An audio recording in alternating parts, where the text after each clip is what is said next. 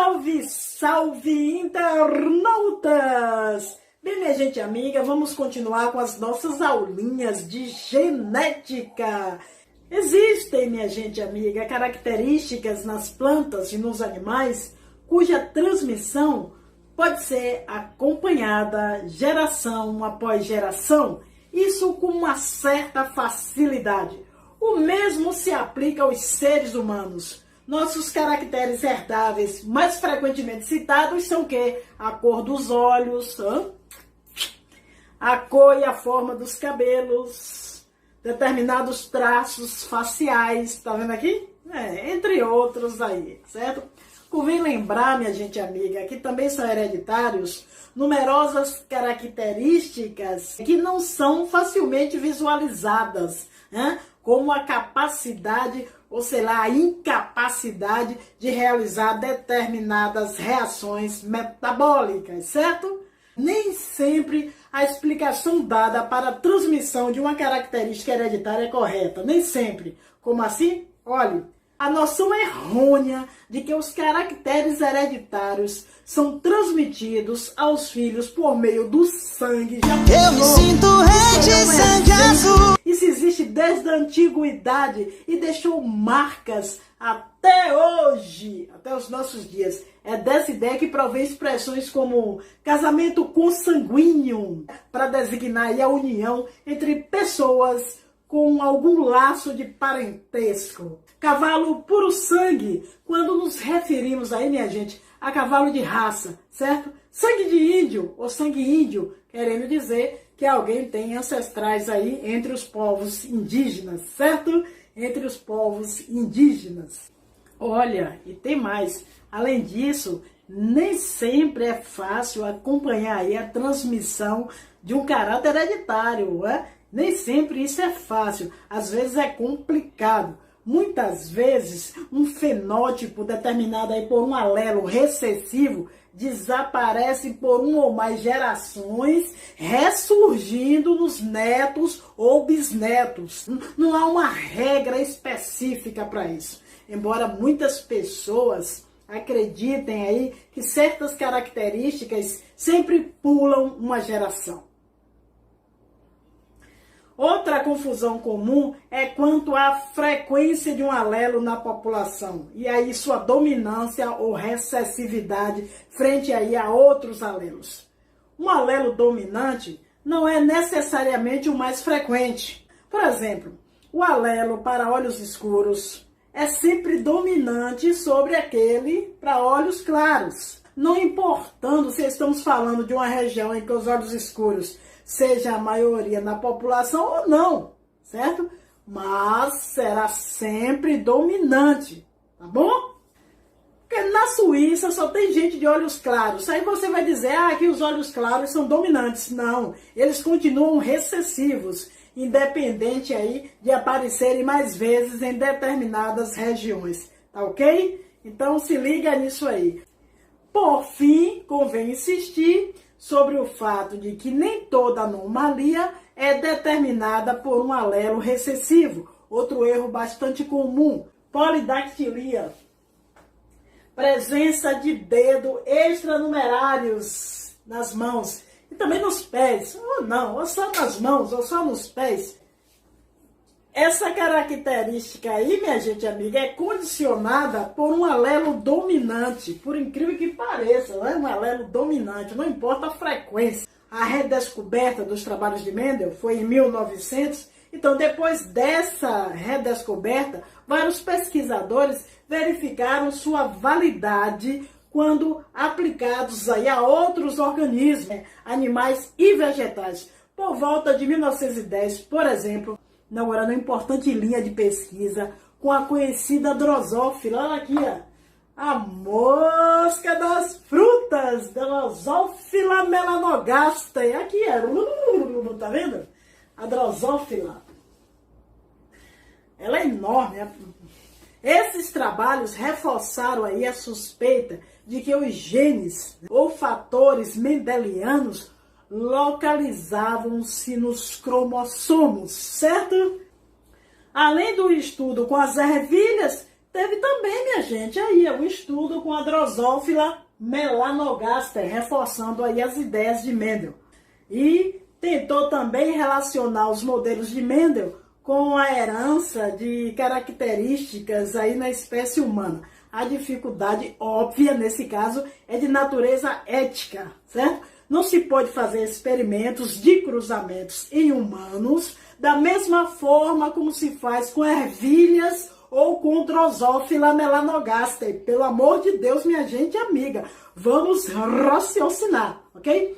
Ainda assim, a observação de certos caracteres na espécie humana e seu acompanhamento através aí das gerações permitiram perceber claramente mecanismos mendelianos de transmissão de caracteres.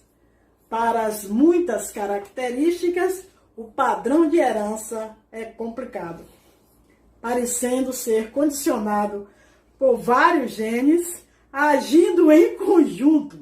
Ainda assim, a observação de certos caracteres na espécie humana e seu acompanhamento através das gerações permitiram perceber claramente mecanismos mendelianos de transmissão de caracteres. Para muitas características, o padrão de herança é complicado, parecendo ser condicionado por vários genes agindo em conjunto. Outros caracteres fenotípicos e algumas doenças hereditárias, por outro lado, são aparentemente transmitidos de acordo com a primeira lei, sendo condicionados por um único par de alelos. Em genética, para que se possa tirar conclusões sobre como uma característica é transmitida, é necessário o estudo de algumas gerações. Na espécie humana, o tempo de geração é muito longo, o que dificulta ainda mais a observação, dificulta a obtenção de dados.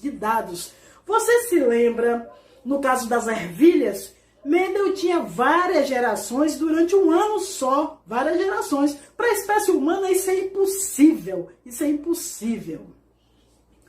Para as drosófilas, cujo tempo de geração é de mais ou menos 10 dias, obtém-se em um ano centenas de descendentes a partir de um único casal. Bactérias também, por sua vez, reproduzem-se a cada meia hora, aproximadamente. Então é fácil trabalhar com bactérias, é fácil trabalhar com a Drosophila melanogaster, é fácil trabalhar com as ervilhas, mas com seres humanos, devido aí ao ciclo de vida longo, é impossível. Quer dizer, não é impossível, é difícil. Uma criança leva 9 meses para nascer, né? Já pensou? Mendel não ia sobreviver para ver tantas gerações assim, certo? Outra coisa, o albinismo, caracterizado aí pela ausência do pigmento melanina, é uma característica mendeliana, porque é determinada por um par de alelo recessivo, certo? Recessivos. A polidactilia, dedos a mais, e a bracdactilia, dedos anormalmente curtos, também são anomalias que obedecem aí à primeira lei de Mendel. Outra coisa, a hemofilia e também o daltonismo, na qual a visão das cores é prejudicada, constituem também casos especiais da primeira lei e serão discutidos aí posteriormente, não vamos discutir agora. Mas são exemplos de casos da primeira lei de Mendel, certo? Então, temos muitos casos aí na espécie humana da primeira lei de Mendel. Outras características transmitidas por um único par de alelos não estão relacionadas à anomalia. É o caso, por exemplo, da forma do lobo da orelha, que eu já falei aqui no nosso canal, o lobo da orelha. E também o tipo de cabelo crespo, ondulado, liso, TTC, feniltilcarbamide, em inglês, PTC. para algumas pessoas, essa substância PTC tem gosto amargo. Agora, para outras, é totalmente insípida, ou seja, sem sabor, não tem sabor de nada. Os diferentes grupos sanguíneos também, A, B, grupo AB, grupo O, assim como o RH e os grupos MN, também se enquadram aí como casos especiais da primeira lei de Mendel. E a gente depois vai dar uma resumida nisso aí. Certo, minha gente amiga? Vamos falar agora das genealogias. Que é esse esquema aqui, heredogramas. São representações gráficas das relações de hereditariedade de uma família com relação à incidência de certas características. Olha esse quadro. Olha esse quadro. Esse quadro aqui descreve as convenções usadas quando se trabalha com genealogias. Vamos lá, vamos lá? Aqui, ó. Então, a gente vai falar das convenções, certo? Utilizadas em heredogramas. Convenções, que é uma coisa que não é, que a gente faz de conta que é, para ver como seria se fosse, ok? Pois é. Os quadrados representam aí indivíduos do sexo masculino. Onde tiver quadrado aqui, ó, tá vendo? Todo homem é quadrado. Brincadeirinha. O quadrado representa indivíduo do sexo masculino, quadrado. E o círculo representa indivíduo do sexo feminino. Quando esse quadrado ou esse círculo está assim pintado, diferenciado, digamos assim, com a cor diferente, esse aqui não está pintado? Esse pintado, né? Os dois aqui estão pintados de preto. Aqui tem um homem e uma mulher. O que significa essa pintura em relação de cima? Significa que esse homem daqui, essa mulher, manifestam característica estudada que pode ou não ser uma anomalia, certo? Então, se a gente estiver estudando alguma característica, quando pinta assim, é porque o homem e a mulher estão manifestando a característica, mesmo sendo uma anomalia ou não, não importa. O importante é que esse casal aqui, pintado, está manifestando a anomalia ou não, o que está sendo estudado aí na questão. Se aparecer desse jeito aqui, ó, um traço horizontal, tá vendo? Significa cruzamento, esse traço horizontal, cruzamento. Tá vendo aqui? O homem cruzou com a mulher, cruzamento. Se aparecer desse jeito aqui, ó, como tá aqui, ó, desse jeito, ó, tá vendo? Aí essa representação aí, minha gente amiga, mostra irmandade, os irmãozinhos. Nós temos 3 irmãos, o homem casou com a mulher, certo? Aí tiveram 3 filhos, tá vendo aqui? A mulher 1 e os 2 homens, ó, 2 e 3 homens. Filhos dos indivíduos 1 e 2, da geração 1, tá ok? Se aparecer desse jeito, gêmeos univitelinos ou monozigóticos, ó.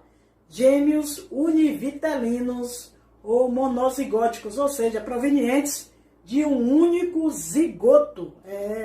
Agora, se aparecer desse jeito, olha a diferença do de cima para o de baixo. Se aparecer desse jeito aqui, ó, indica gêmeos fraternos ou dizigóticos. Dizigóticos originados, cada um de um zigoto diferente, certo? É por isso que não são tão parecidos assim. E nesse caso aqui, minha gente amiga, ó, nesse caso aqui, ó, um traço duplo, né, no casal aí, representa cruzamento com sanguíneo. Que aí, no caso, namorados aí, o casal, os cônjuges, né, são parentes próximos, tipo primo casou com primo. Complicado, mas tudo bem. Casamento consanguíneo, tá bom? Quando tem esse duplo traço unindo o casal.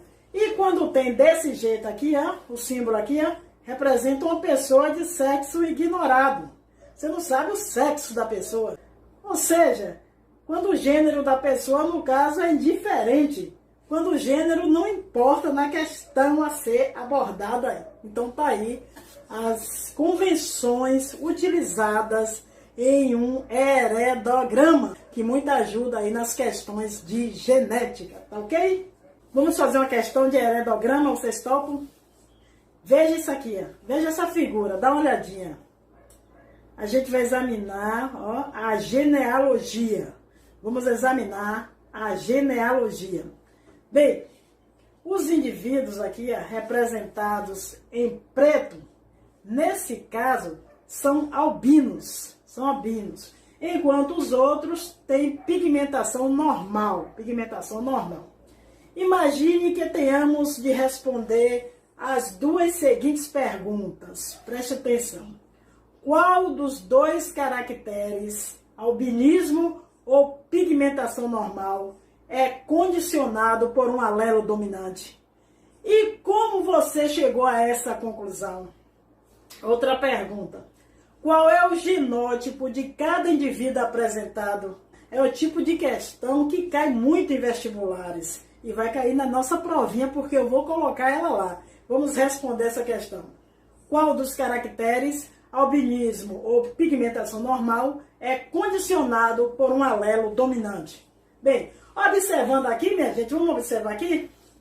Para descobrir o alelo dominante nesse caso, e o recessivo com segurança, deve-se encontrar na genealogia um casal que tenha o mesmo fenótipo e que tenha tido um filho com um fenótipo diferente do deles.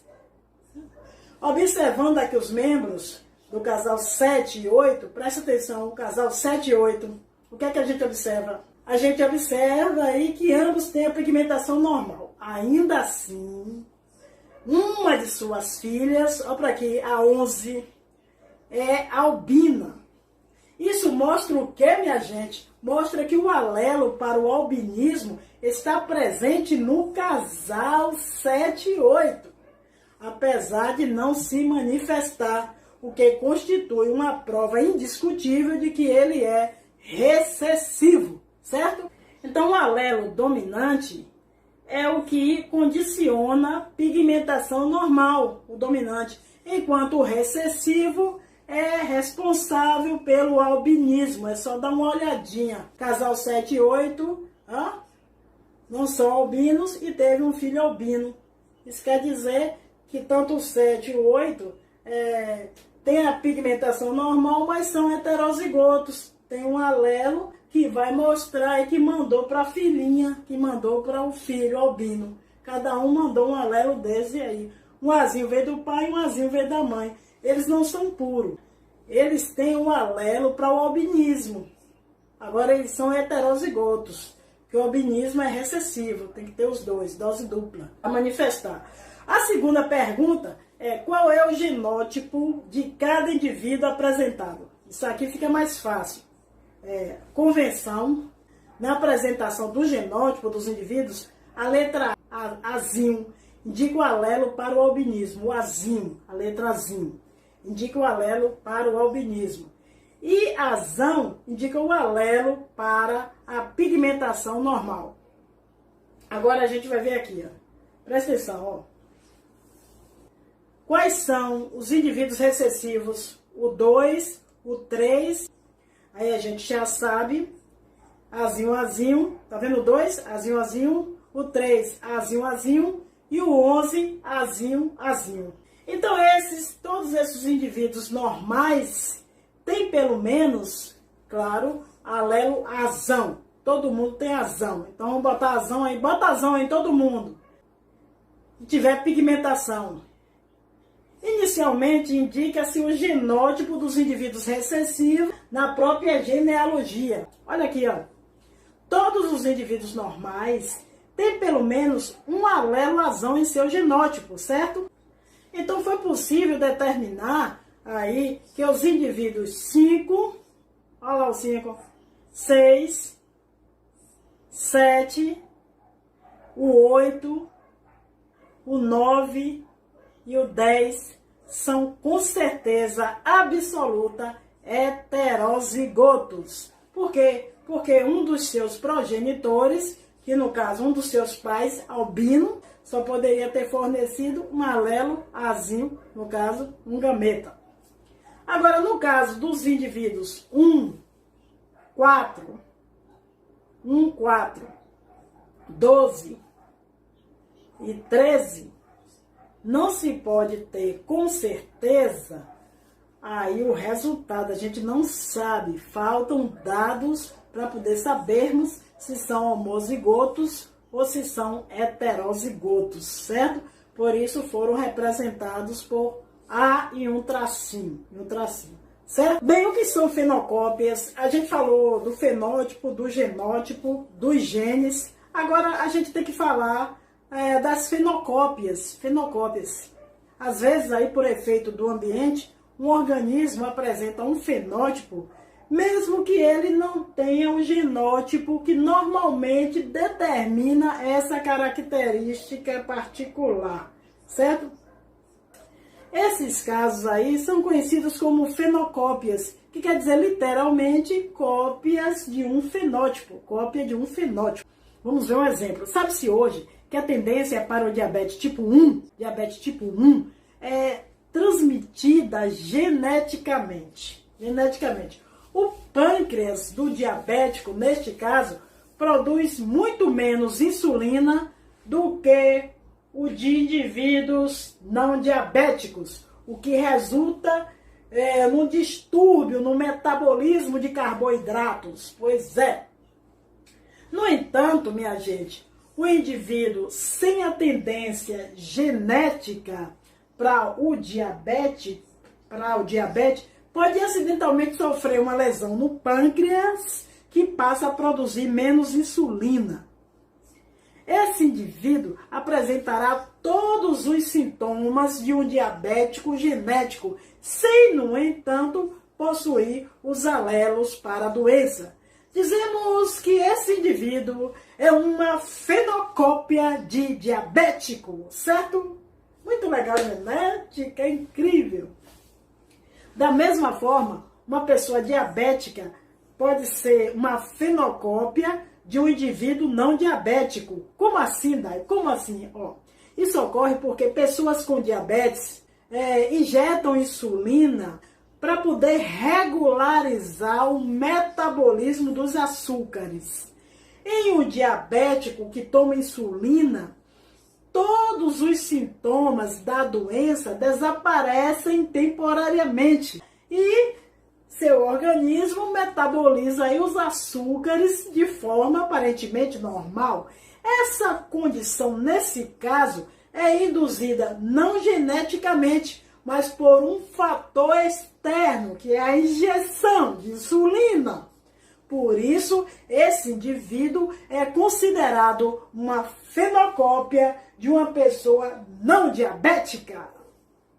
Outro exemplo é uma anomalia na formação do lábio superior, com uma fenda conhecida como fissura lábio-palatal. Isso aqui, fissura lábio-palatal, aqui, A gente sabe que em alguns casos esse caráter é determinado geneticamente.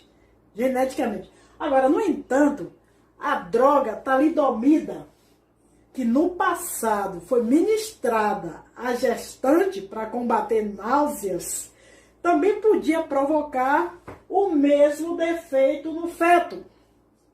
Teremos, neste caso, uma fenocópia da fissura lábio-palatal genética. Genética é o máximo. Bem, a primeira vez que se associou claramente uma doença humana a um fator genético transmitido de forma mendeliana foi em 1902, quando esse carinha aqui, Garrod, esse carinha aqui, médico inglês, ele descreveu a alcapitonúria. Sabe o que é alcapitonúria? Aqui o que é? Alcapitonúria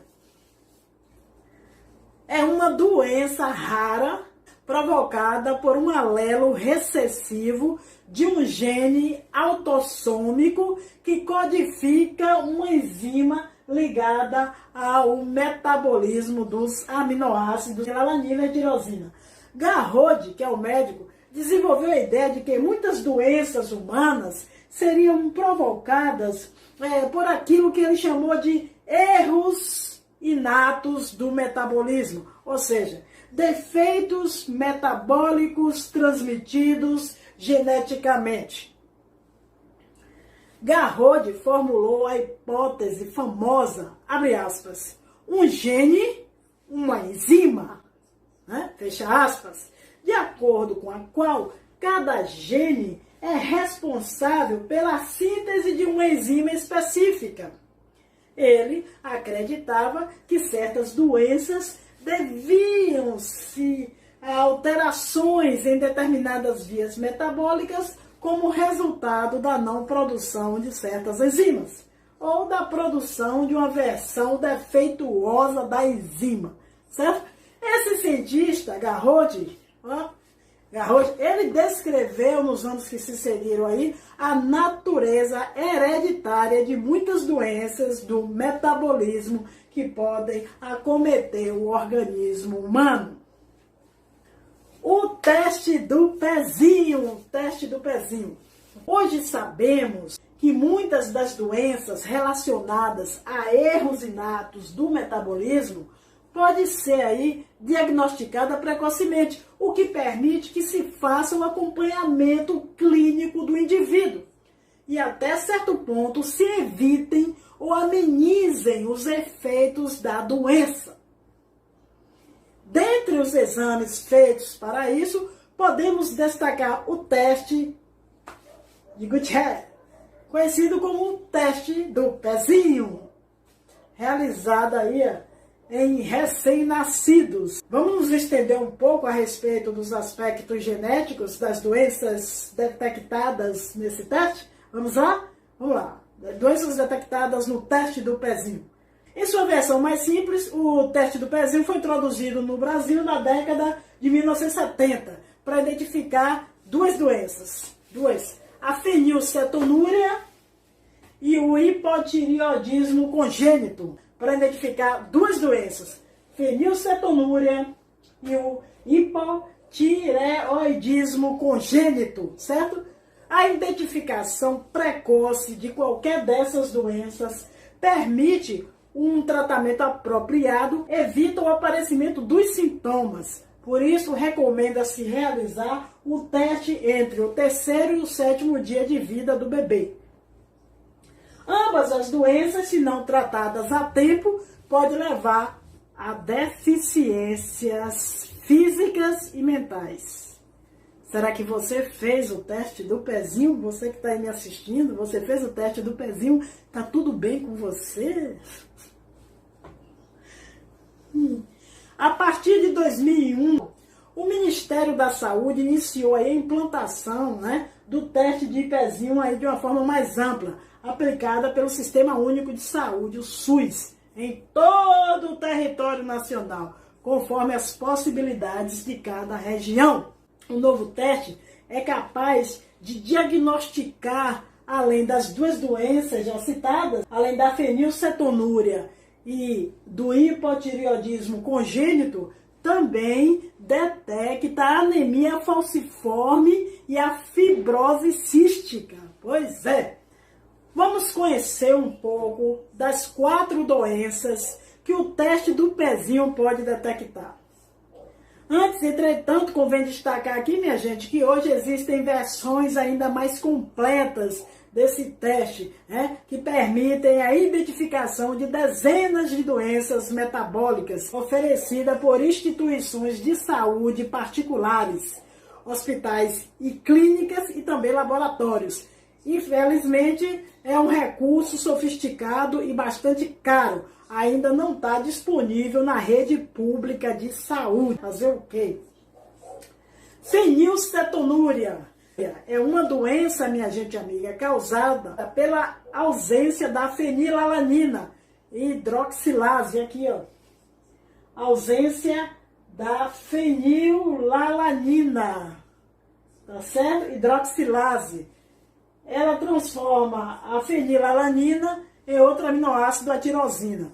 No organismo aí das pessoas afetadas por essa doença, ocorre o quê? Um acúmulo severo de fenilalanina, o que pode causar lesões no sistema nervoso e também levar aí a deficiência mental. O nome da doença fenilcetonúria deve-se ao fato de haver eliminação excessiva de fenilacetato e de outras cetonas na urina dos doentes, tá ok? Outra doença é o hipotireoidismo congênito. hipotireoidismo congênito. O quadro clínico dessa doença é caracterizado pela deficiência na produção dos hormônios triiodotiranina, T3, e a tiroxina, T4, sintetizados pela glândula tireoide. Os hormônios tireoidianos são fundamentais para a regulação de diversas funções metabólicas, estimulando o processo de crescimento e desenvolvimento e influenciando decisivamente a maturação do sistema nervoso central, certo? A anemia falciforme é a mais importante das, doenças aí, provocadas por alterações nas moléculas de hemoglobina. Anemia falciforme é a mais importante das hemoglobinopatias, doenças provocadas por alterações nas moléculas de hemoglobina, que é o pigmento contido no interior das hemácias e responsável pelo transporte dos gases respiratórios, a hemoglobina. Na anemia falciforme, a variante anômala da hemoglobina diminui drasticamente sua capacidade de realizar as trocas gasosas. E isso implica severas deficiências que podem afetar o desenvolvimento físico e mental das crianças. O nome da doença é em razão, minha gente amiga, das hemácias das pessoas afetadas possuírem forma de foice. Por isso que é anemia falciforme, forma de foice, né? As hemácias. E por fim, a fibrose cística, também conhecida como mucoviscidose. Mucoviscidose. Pois é, que é causada por um distúrbio no funcionamento de algumas glândulas exócrinas, prejudicando a secreção de muco, a secreção de suor também, de saliva, de lágrimas, de suco digestivo. Ocorre o acúmulo de muco nas vias respiratórias, o que favorece aí o surgimento de infecções crônicas nos pulmões. A doença também afeta o sistema digestório, né, o aparelho digestório, o pâncreas, o fígado e também o sistema reprodutor, certo? Gente amiga, a gente vai ficar por aqui. Eu fico falando e aí passa o tempo que eu nem vejo. Na próxima aula, por incrível que pareça, eu volto com mais genética. Saudações pedagógicas, saúde e paz, porque o resto a gente corre atrás. Beijo!